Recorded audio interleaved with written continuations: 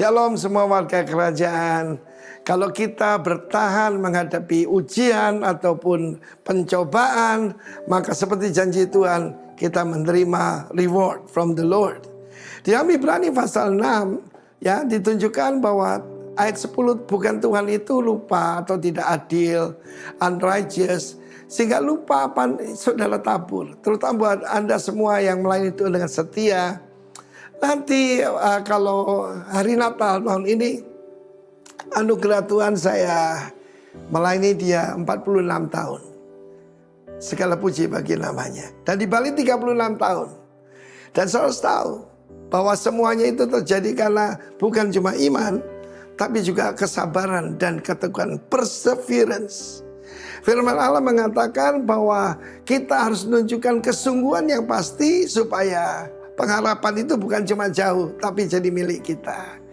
Di ayat 12 dijelaskan iman dan kesabaran. Sekali lagi, kalau iman saja nggak cukup, tetapi iman dan ketekunan, iman dan kesabaran. Mungkin Anda pernah dengar saya belajar teknologi sipil itu cuma 5 tahun, ya, jadi sarjana teknik sipil.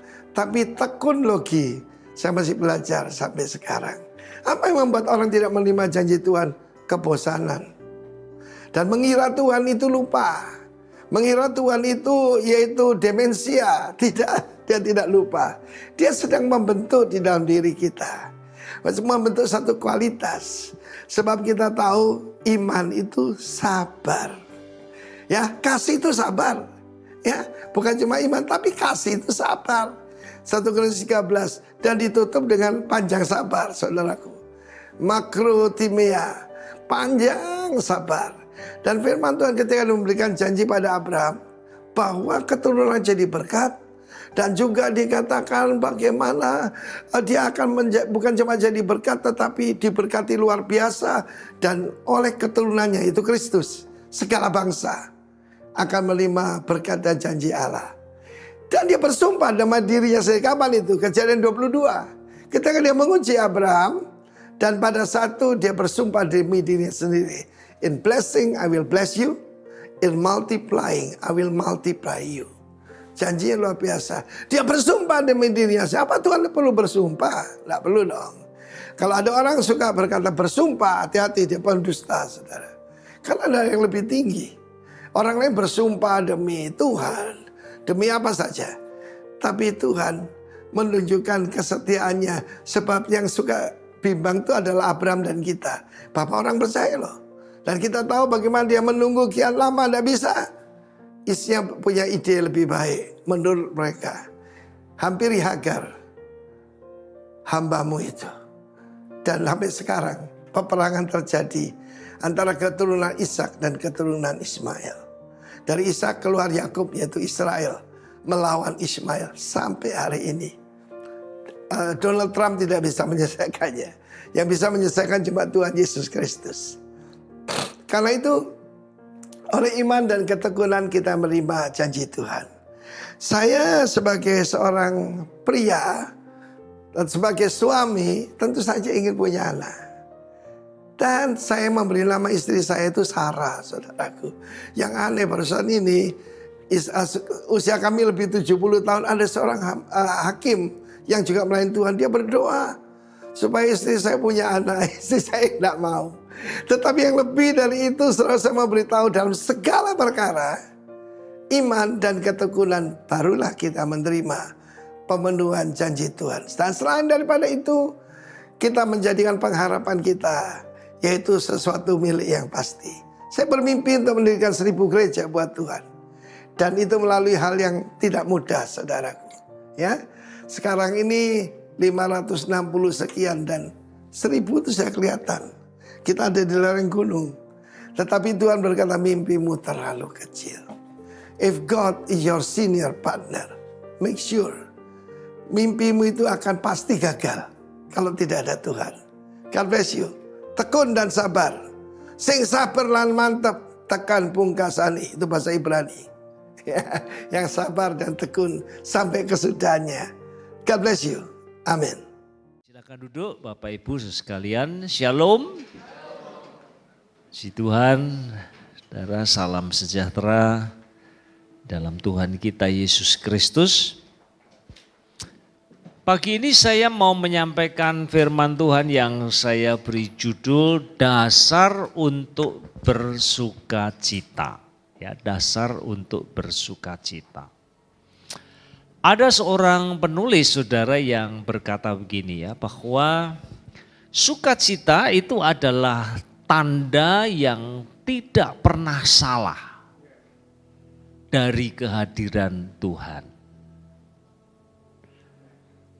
Jadi dengan kata lain, kalau Tuhan hadir dalam hidup seseorang, maka tanda yang tidak mungkin salah adalah sukacita.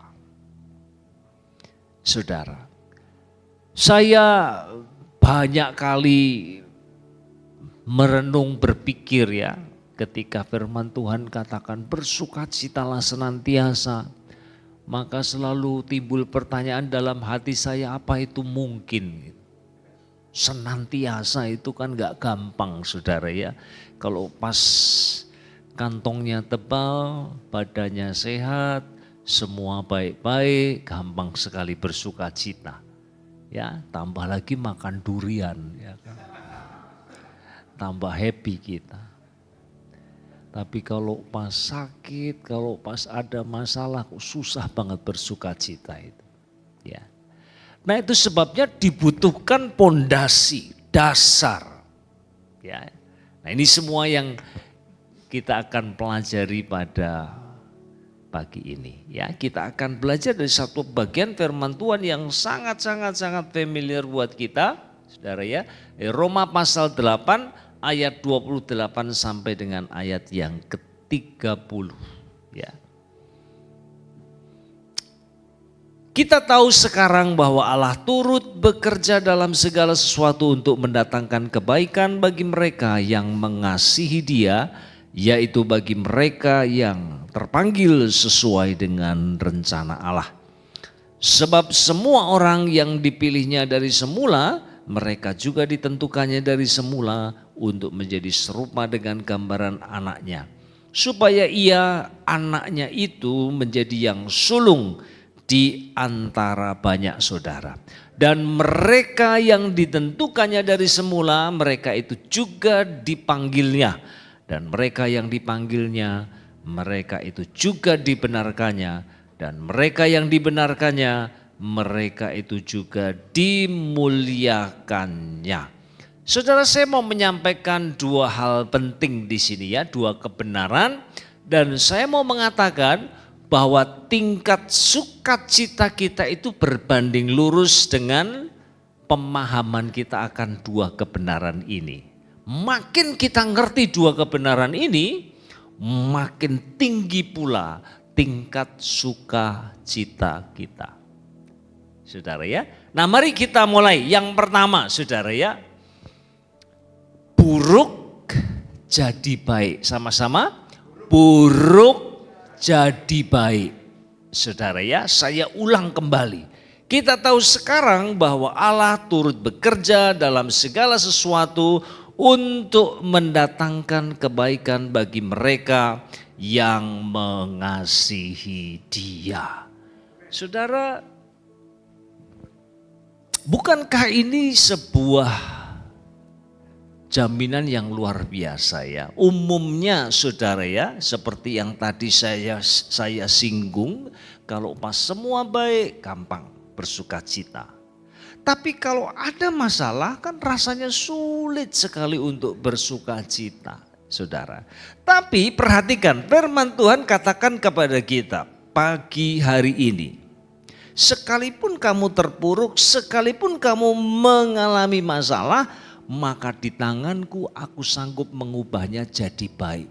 Bukankah itu berita yang mendasari sukacita kita? Saudara ya. Nah, saya mau ajak kita untuk melihat ya, ada dua implikasi ya dari ayat ini, saudara ya. Yang pertama, bahwasanya segala sesuatu bisa terjadi dalam kehidupan orang Kristen. Walaupun saudara ya dikatakan bagi orang yang mengasihi dia.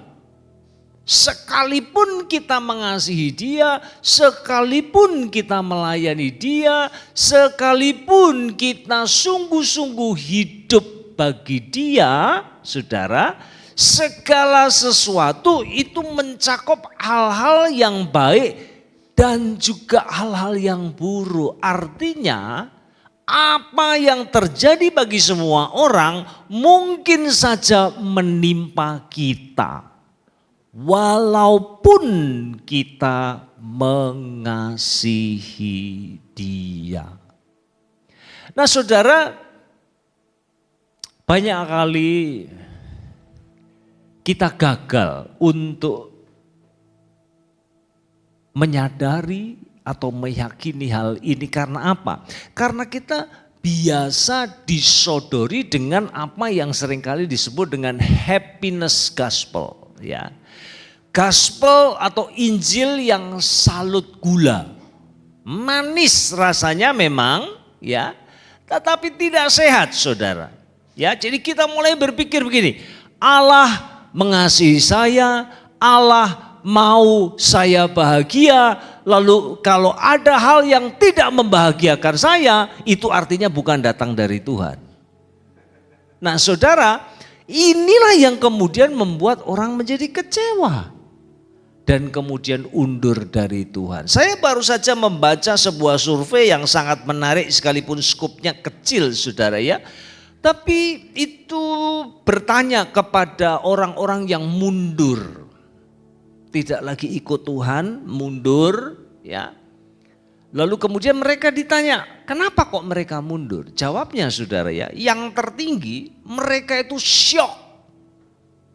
Syok. Kenapa kok bisa syok? Syok. Apanya yang membuat dia syok itu? Saudara, rupanya dalam interview itu saudara dijelaskan bahwa mereka itu berpikir kalau saya ikut Tuhan, kalau saya mengiring dia, kalau saya menjadi orang Kristen, maka hidupku akan jauh lebih baik. Situasi-situasi yang saya hadapi nanti kalau sekarang mungkin gak baik, berangsur-angsur akan membaik. Dan mereka berpikir bahwa Tuhan akan memberkati mereka dengan cara-cara yang khusus. Saudara, kenyataannya pada saat mereka serahkan hidup kepada Tuhan, ternyata jalannya itu licin. Ternyata jalannya itu berliku-liku, ternyata jalannya itu terjal. Mereka tetap saja sakit, mereka tetap saja mengalami masalah dalam pekerjaan, dalam rumah tangga dan segala sesuatu yang ada dalam kehidupan mereka, saudara. Akhirnya mereka syok dan kemudian mereka tinggalkan Tuhan.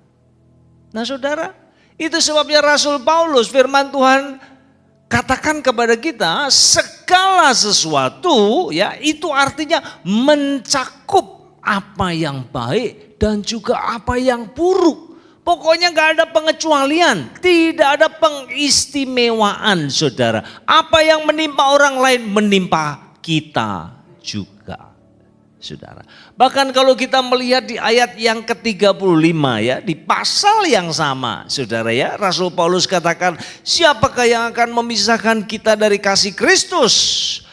Daftarnya, penindasan, atau kesesakan, atau pelayanan, atau kelaparan, atau ketelanjangan, atau bahaya, atau pedang, saudara. Apa yang didaftarkan oleh Rasul Paulus di sini ini bukan hanya sekedar hasil imajinasi saja, tetapi Paulus sendiri mengalaminya. Itu sebabnya ada orang-orang yang mempertanyakan kerasulan dari Paulus itu.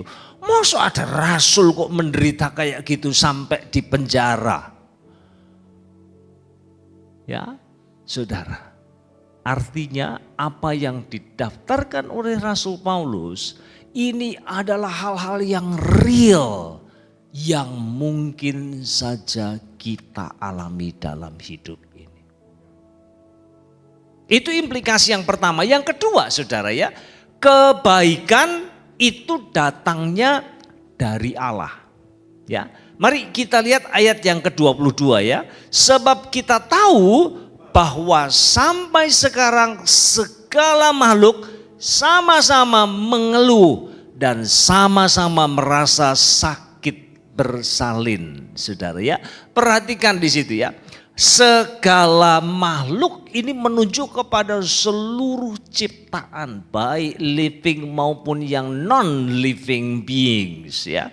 Makhluk hidup maupun benda-benda mati ya. Tanpa kita sadari saudara ya, mereka ini sedang mengeluh. Seluruh alam semesta ini sedang mengeluh. Mengeluh kenapa? Karena dampak dosa. Akibat daripada dosa yang telah menimbulkan kemerosotan, menimbulkan kekacauan, menimbulkan penderitaan. Itu sebabnya segala makhluk ini sedang mengeluh. Dan Rasul Paulus tambahkan dengan analogi seperti seorang ibu yang sedang menantikan bayinya dan dia mengalami sakit bersalin itu. Saudara, artinya orang kalau sakit bersalin itu ya enggak selamanya saudara ya. Jadi ada yang dinantikan saat bayinya lahir, maka ya saya belum pernah jadi wanita saudara ya. Mungkin tanya kepada ibu-ibu, waktu melahirkan itu apa benar sih? Sakitnya kayak hilang begitu ya, karena saking bahagianya ya, dengan kelahiran anaknya itu. Nah, kira-kira gambaran ini yang Rasul Paulus berikan ya. Semua makhluk sedang mengeluh ya, seperti seorang ibu yang sakit bersalin untuk sementara waktu sampai tiba waktunya nanti Kristus datang yang kedua kali, hari Tuhan. Itulah ya pengharapan bagi dunia ini. Lalu Allah akan mengubah dunia ini, bumi ini menjadi langit dan bumi baru. Tetapi sekarang saudara, dunia ini sedang mengeluh akibat daripada dosa. Jadi kalau demikian saudara ya, kalau saat ini kita bisa ibadah di tempat ini, tubuh kita sehat, kerjaan kita ya mungkin gak sebaik dulu tapi ya tetap jalan. Kalau rumah tangga kita baik-baik, saudara, itu semua karena kebaikan Tuhan. Ingat ini saudara, dosa itu merusak segala sesuatu. Kalau Tuhan tidak membatasi kuasa dosa, hancur dunia ini saudara. Hancur dunia ini. Hanya ketika Allah menyatakan kebaikannya, maka kita bisa menikmati kehidupan kita dengan baik. Saudara, apapun bentuknya. Nah saudara, ini bukan berarti kekristenan itu seperti mengingkari kejahatan. Mosok kejahatan kok dibilang baik? Bukan begitu saudara ya. Ingat ya, waktu Tuhan Yesus berada di depan kuburan daripada Lazarus, Tuhan Yesus menangis bukan ya. Dia bukannya katakan kepada orang-orang di sekitarnya, sebentar lagi kamu semua akan melihat kuasaku yang luar biasa. Enggak pamer-pamer begitu. Dia menangis. Artinya ya, dia betul-betul benci kepada penderitaan. Dia betul-betul benci kepada penyakit. Dia benci dengan kematian. Sampai-sampai dia harus datang untuk mengalahkan, menaklukkan akibat daripada dosa itu. Jadi jahat, iya tetap jahat. Tetapi berita baiknya adalah bahwa Allah itu adalah Allah yang berdaulat, saudara.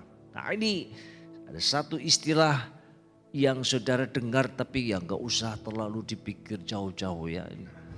biasanya di kelas-kelas di teologi itu sudah. Apa yang disebut dengan providential evil? Jahat iya, tetapi di dalam providensia Allah, maka Allah bisa mengubah yang jahat itu untuk mendatangkan kebaikan, saudara. Saya suka sekali dengan apa yang diungkapkan oleh Joni Eareckson, ya. Saya kira kita semua tahu ya, 50 tahun lebih ya sekarang dia mengandalkan kursi roda karena dia lumpuh ya dari leher ke bawah ya karena kecelakaan pada saat dia diving ya. Dia bergumul, mengapa Allah mengizinkan penderitaan dalam kehidupannya? Saudara, sampai akhirnya dia tiba pada kesimpulan ini. Allah mengizinkan apa yang ia benci. Apa yang dia benci? Itu tadi saudara, penyakit, penderitaan, kematian, itu Allah benci. Tetapi saudara, itu dipakai Allah untuk mewujudkan apa yang dia cintai. Saudara, nanti kita akan lihat lebih lanjut di ayat yang ke-29 dan 30. Nah, saya kira apa yang dikatakan oleh Joni Eareckson di sini, nah ini bisa dipakai untuk menjawab keributan ya yang baru-baru ini terjadi antara Edis TV itu ya dengan beberapa teolog khususnya dari sisi reform ya saudara ya. Siapa sih sebenarnya dalang dari penyalipan Tuhan Yesus itu kan masalahnya saudara ya. Siapa? Apakah iblis atau Allah? Masa Allah menghendaki anaknya untuk disalib? Kan begitu ya. Nah saudara, jawabannya bagaimana? Kalau kita melihat di Yohanes pasal 13 ya, itu jelas sekali ya, menjelang perjamuan terakhir itu ya, dikatakan di situ bahwasanya iblis datang kepada Yudas dan membisikkan rencana jahatnya. Nah itu sudah jelas itu ya, berarti ada perannya iblis, ada rencana jahat iblis di situ. Lalu kemudian sudah baca di ayat 21 dikatakan bahwa kemudian bukan hanya sekedar membisik, tetapi iblis merasuk. Ya. Jadi digambarkan Yudas itu kerasukan iblis. Artinya bahwa Yudas sudah dikuasai sepenuhnya dan sekarang dia menjadi alatnya iblis. Ya, dan pada akhirnya memang pengkhianatan itu terjadi dan kemudian Tuhan Yesus disalibkan. Nah, tetapi firman Tuhan saudara tidak boleh hanya dibaca sampai di situ saja. Saudara mesti pindah ke Kisah Para Rasul pasal 2, pasal yang keempat. Dan saudara akan menemukan di sana bahwa sekalipun itu jahat dan bagi Allah jahat ya jahat. Tetapi semuanya itu terjadi atas kehendak dan rencananya. Wah ini gak masuk akal, susah sekali saudara ya. Nah itu sebabnya memang saya selalu menekankan kalau saudara belajar teologi ya kepada murid-murid mahasiswa saya. Kalau mau belajar teologi engkau harus cukup rendah hati. Ya. Kenapa? Karena kita harus puas bahwa kalau kita mau mengerti Allah dengan pikiran yang cupet ini gak mungkin saudara. Maka harus kita memberi ruang kepada misteri. Dan itulah Allah kita. Allah mengizinkan apa yang dia benci. Apakah Allah ini happy lihat putranya itu disalib? Enggak happy sama sekali. Kalau perlu dipites sekalian pada waktu itu juga. Tapi akhirnya kan rencana keselamatan itu enggak terjadi saudara. Dia izinkan itu terjadi untuk menggapai apa yang dia cintai. Saudara inilah blundernya setan itu. Dia pikir kalau Tuhan Yesus disalib sudah gatot, gagal total misinya Tuhan Yesus saudara. Tetapi dia tidak mengerti bahwa Allah itu berkuasa dan berdaulat. Sehingga dia putar balikkan. Kejahatan yang tertinggi diputar balik menjadi kebaikan tertinggi bagi umat manusia. Keselamatan itu mewujudkan apa yang dia cintai. Saudara, kalau saat ini engkau sedang sedih, susah, terpuruk dalam hidupmu, engkau hanya melihat secuil dari hidupmu sekarang ini saja. Ingat kebenaran pertama ini. Baik, buruk jadi baik di tangannya. Saudara, bukankah ini alasan yang begitu kuat untuk kita bisa bersuka cita di dalam Tuhan? Amin, saudara. Nah, ini tambah lagi saudara ya, ini dibangun, yang kedua ini dibangun di atas kebenaran yang pertama ya, bahwa hal-hal baik tidak akan lenyap. Saudara, ini yang luar biasa ya. Kita ini sering punya hal-hal baik tapi begitu cepat lenyap ya. Makan musangking, makan blackthorn, waduh rasanya enak pol. Wih, ngomong durian terus saudara ya. Rasanya lagi pengen ini kayaknya. Apa saja yang nikmat, kita punya duit, dapat untung dan sebagainya. Itu semua fleeting saudara, itu semua akan lenyap. Kalau enggak segera mungkin nanti pada waktunya. Tetapi Tuhan kasih kita yang baik. Dan yang baik itu tidak akan lenyap.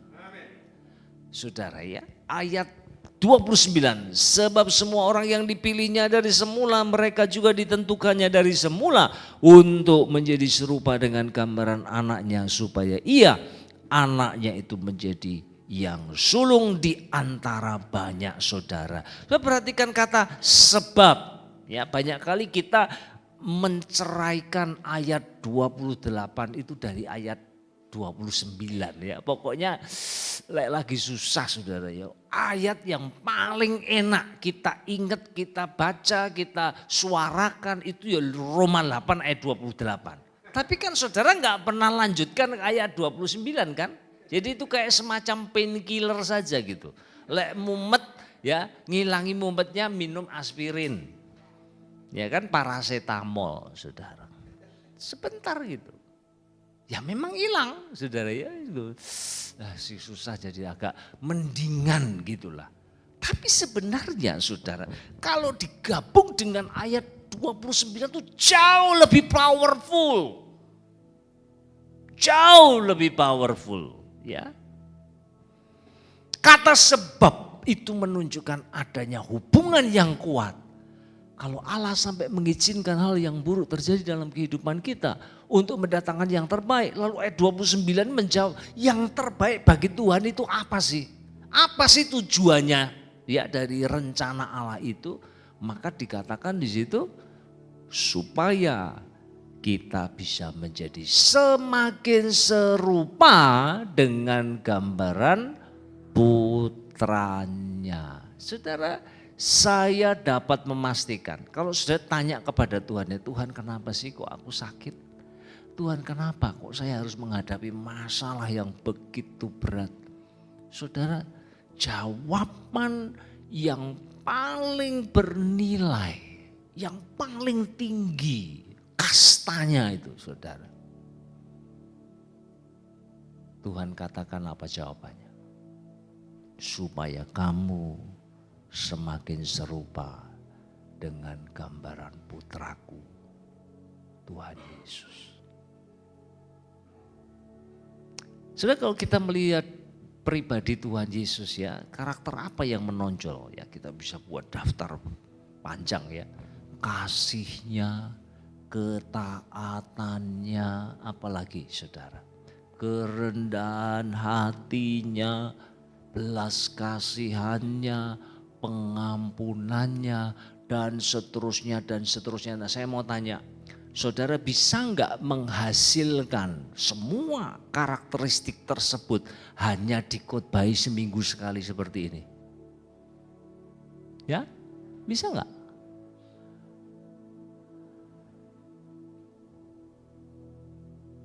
Yang kurang sabar, tahu-tahu jadi sabar setelah dengar firman Tuhan tentang kesabaran. Apa ya begitu, sudah? Oh, kayaknya nggak mungkin. Maka kita harus diproses dalam sekolah kehidupan itu. Saudara, yang dulunya kita sulit sekali mengampuni. Kalau sudah benci sama orang, kalau sudah dendam sama orang, rasanya sudah susah sekali ya. Pagi, siang, malam itu muncul dalam pikiran kita. Ya. Lalu bagaimana caranya Tuhan bisa mengikis semuanya itu, lalu kemudian menumbuhkan karakter Kristus di dalam hati, di dalam batin, di dalam kehidupan kita melalui sekolah kehidupan. Kalau sekolah kehidupan ini baik-baik saja, semuanya mulus-mulus, ya kita nggak akan belajar apa-apa di situ. Mesti ada masalah, saudara. Ya, mesti ada penderitaan. Saya melihat ada banyak hal yang baik yang Tuhan tumbuhkan dalam hidup kita pada saat-saat kita melalui masa-masa yang sulit, saudara ya. Mertua saya itu minggu yang lalu itu kritis ya. Sudah usia 85 tahun, saudara. Saya pas dengan istri saya pelayanan di Surabaya, mestinya kami nginep. Ya pas makan siang sama jemaat begitu, kemudian istri saya dapat telepon, lalu katakan mama kritis ya. Jadi akhirnya saya segera belikan tiket dan dia langsung terbang. Saya masih ada pelayanan sorenya, jadi saya tinggal di Surabaya. Sampai dengan sekarang istri saya masih di Jakarta. Yang kondisinya naik turun, sudah koma ya, dengan ventilator dan sebagainya. Nah saudara, ya tentu itu sesuatu yang ya saya maunya istri saya ada di sini. Saya susah loh sudah kalau ditinggal istri itu terus terang. Ya biasanya kalau habis olahraga begitu ya pakaian tinggal itu tahu-tahu udah gantung, sudah tahu-tahu sudah masuk lemari lagi, tinggal pakai lagi. Sekarang enggak ya saudara. Iya kan, mesti cari makan sendiri dan sebagainya ya. Saya susah gitu. Terlebih lagi istri saya, susah sekali. Tapi di tengah-tengah kesulitan itu ya, dua saudaranya dari Amerika datang. Sekian lama nggak pernah ketemu. Waduh kemarin saya lihat foto mereka. Ya, saudaranya istri saya itu kan keluarganya itu 8 orang ya. Jadi istimewa ya. Pertama perempuan, laki, perempuan, laki sampai 8. Ya. Nah, mereka kemarin tuh jejer di foto gitu, sekian lama mereka pelukan. Saya lihat, wih indah sekali. Ya di tengah-tengah hal yang buruk, di tengah-tengah kesulitan saudara. Apa yang baik Tuhan nyatakan bagi kita. Saudara. Mungkin di antara mereka juga ada masalah-masalah dan waktu itu terjadi semua bisa diselesaikan dengan baik. Saudara siapa yang pikir kayak gitu kan kita nggak pernah pikir ya. Kita senangnya itu yang memang gospel, happiness gospel itu. Saudara, iya kan? Tetapi cara Tuhan bekerja itu beda sekali. Ya, dan saudara akan membuktikan apa yang baru saja saya katakan sepanjang kehidupan kita. Sudah kita tambahkan ayat yang ke-30 ya. Dan mereka yang ditentukannya dari semula, mereka itu juga dipanggilnya, dan mereka yang dipanggilnya, mereka itu juga dibenarkannya. Mereka yang dibenarkannya, mereka itu juga dimuliakannya. Saya perhatikan ya, ada 4 kata kerja muncul di situ. Dipilih, ditentukan, dipanggil, dibenarkan, dimuliakan. Ini sering disebut dengan 5 golden change ya. Jadi itu seperti lingkaran, ada 5 lingkaran emas ya. Ini gandeng satu dengan yang lain. Ini luar biasa. Ya. Nah, coba perhatikan di sini ya. Dipilih, ditentukan, dipanggil, dibenarkan. Ini masa lalu kan? Ya. Masa lalu. Lalu kemudian kalau kita masuk yang kelima, dimuliakan, itu kan pikiran kita mesti masa depan. Saudara sudah dimuliakan? Kalau lihat wajahnya sih kayaknya belum ya. Sik ketok lo lapar. Cemberut ya. Sepertinya kalau dari wajahnya belum ya. Jadi kita berpikir dimuliakan itu masih menunggu ya. Eternity future ya. Masih yang akan datang begitu. Tapi tahukah saudara bahwa kelima kata kerja ini semua itu dalam bentuk past tense. Artinya apa saudara ya? Nah ini Tuhan tuh kasih kita seperti ini bukan untuk membingungkan kita karena ini jadi ajangnya debat para teolog itu saudara. Ya, jadi ajangnya debat, tidak ada habisnya. Dan teolog itu susah, ya selalu on the one hand, on the other hand. Mesti ada begitunya, satu sisi yang lain. Kenapa enggak satu sisi aja sih? Ya, kita sering jadi pusing saudara. Tetapi firman Tuhan itu datang bukan mau membingungkan kita, tetapi mau memberikan jaminan yang pasti. Makanya dalam bentuk past tense saudara. Untuk memberikan kepada kita sebuah janji yang tidak perlu diragukan lagi saudara. Kelima-limanya ini kalau kita mengasihi dia saudara, maka kelimanya ini akan jadi milik kita. Saudara, mari coba kita gabung sekarang ya. Yang buruk ini yang paling kita takuti, yang membuat sukacita kita lenyap, diubah jadi kebaikan. Lalu yang baik tidak akan lenyap. Saudara. Nah sekarang ada alasan enggak untuk kita tidak bersukacita di dalam Tuhan? Tidak ada alasan bukan? Inilah dasar yang kokoh. Saudara, untuk kita bisa senantiasa rejoice in the Lord always. Amin. Tuhan menolong